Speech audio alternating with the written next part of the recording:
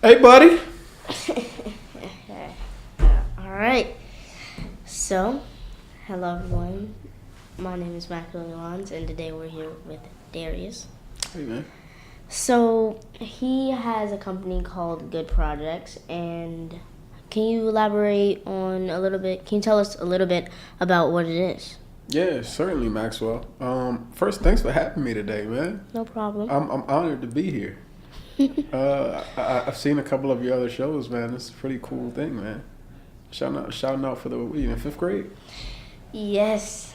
Yeah. Soon sixth grade. Oh, yes, I can wait for some. Shout out all the middle schoolers out there, man. I'm sure the ladies love to see you on here. No, okay. Good Projects. We're a nonprofit that works with young people like yourself here in the city, man. That a lot of which don't have moms that love them the way that yours does, and don't have them in the back helping them set up to get ready. And we just help try to get them on the right path, get them back into schools, get them working. Yeah. Hopefully, maybe one day they'll have their own podcast. So, you grew up in the Washington D.C. area, am I correct? I did. So, do you know? Can you specify where? Yeah, I grew up in Southeast in a neighborhood called Hillcrest. Okay. Yeah. So, you got into Georgetown on a football scholarship. I did. So, do you believe that if you didn't go with the path of Good Projects, do you think you would have tried to be a football player? You know, that's ironic. You know, I actually met with the former commissioner of the NFL today, Paul Tagliabue. And I realized in that moment I was not meant for the NFL. You know, he's a tough cookie, man. But no, I would not have ended up in the NFL. I think I'm right where I'm supposed to be, Maxwell. Okay. You know?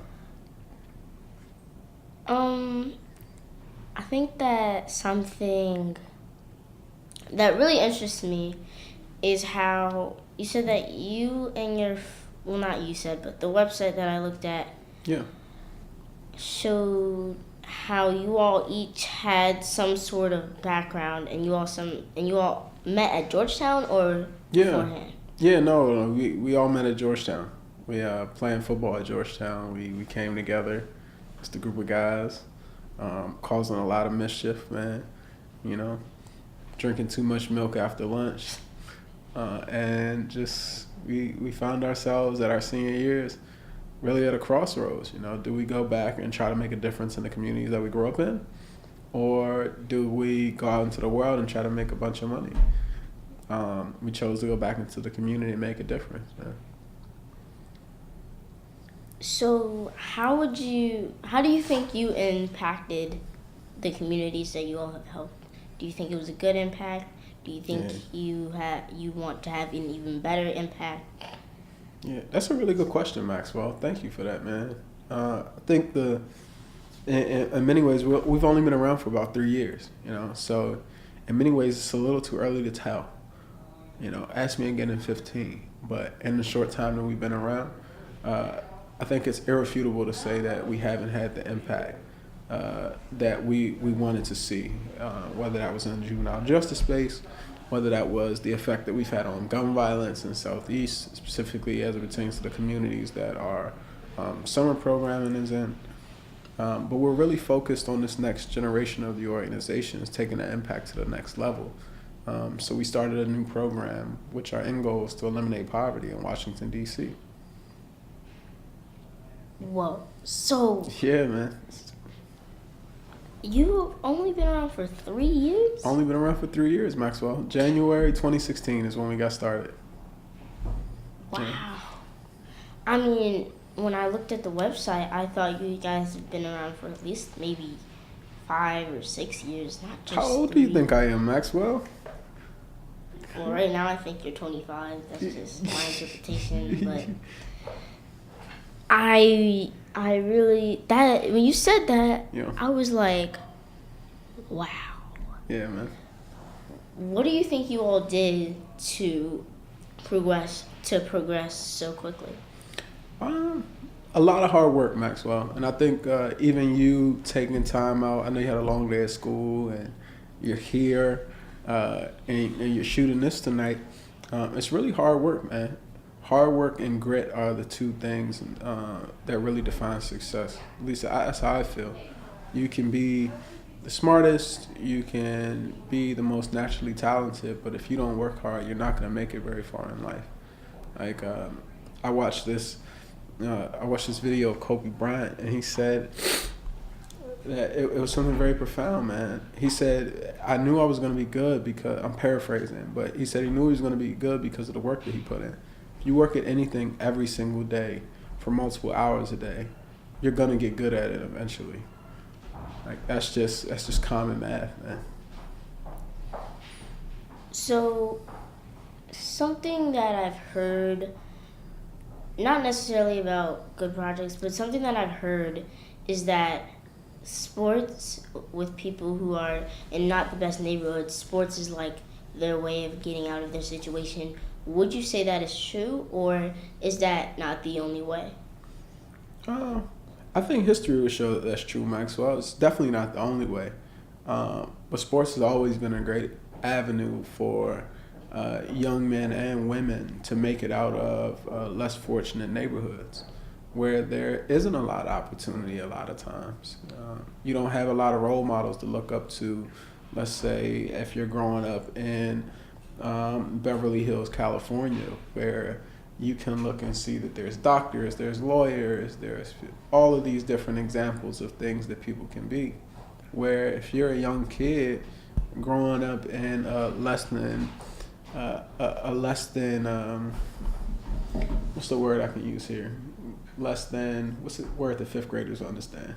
I will, go ahead, just tell me any word. I got the vocabs, all right? Advantageous, you know that one? What were you going to say? Okay, if you're growing up in a neighborhood that's less advantageous, you know, when you look at the examples that are around you, there's not a lot of them.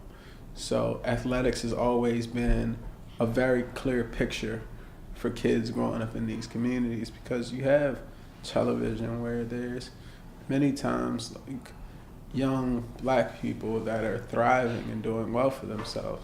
So as a young kid growing up in this community, of course I'm going to look to that as an example and say, hey, that's something that I can be.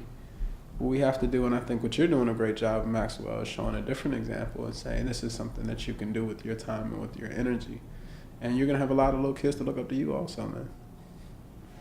So, I don't know about other people, but I started really getting into reading when I think I was maybe 3 or 4. That's when, because I'm an only child, reading books, it was like transforming. Yeah. So, do you think that if people read more at a young age, do you think that would help improve their life path? Yeah, but I think, and it's going to come with time. You just have to understand perspectives and privilege, man. Like, even from what I've seen, you know, somebody had to teach you how to read, Maxwell. And you may be, I'm sure you're still realizing that right now. Somebody actually had to sit down with you at some age. I'm guessing with you was probably about 3 or 4. And teach you your alphabets and your syllables. And say, this is how you put a sentence together. This is a paragraph. And you learn those skills. Of course, if the younger you start reading, the better off your future is going to be. But we have a responsibility in understanding that every kid that is born in this country isn't going to have a mom or a dad to sit down with them and teach them how to read. Or in some cases, even a school that really takes the time and teaches them how to read. I work with kids now. I say kids, but they're really adults in many ways. These are young people, 18, 19, 20 years old, that still can't read, Maxwell. I don't think that's their fault. They were put into a system that didn't teach them that skill, very necessary skill. And their trajectory for life is kind of thrown off because of that. So, you know, count it a blessing, man, that at this age you have the ability to read. And I hope that you take that skill and you continue to teach other people it. So, from what I've heard so far, is you seem to enjoy this. And definitely.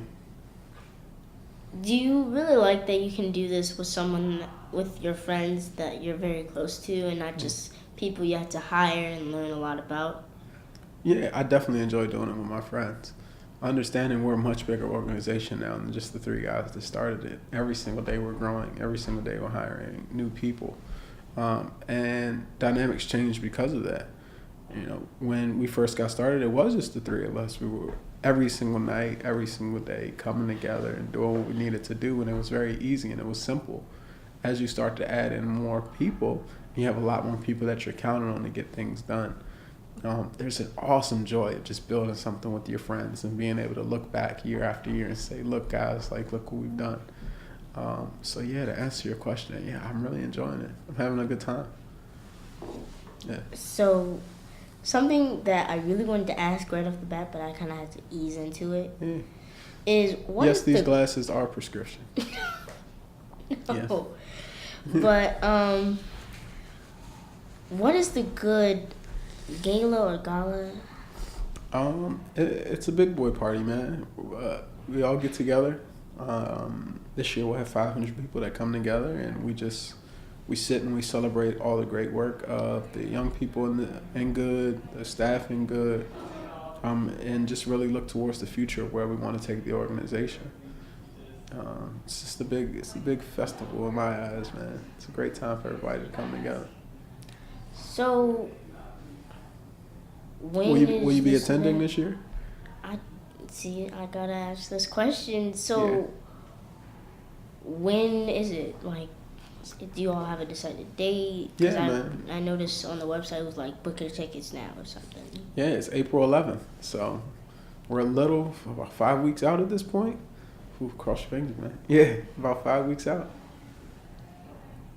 Well, actually that's good because that's my spring break and really I don't like being out. I think it is, and I don't like being outside during the spring because I have pollen allergies. Really?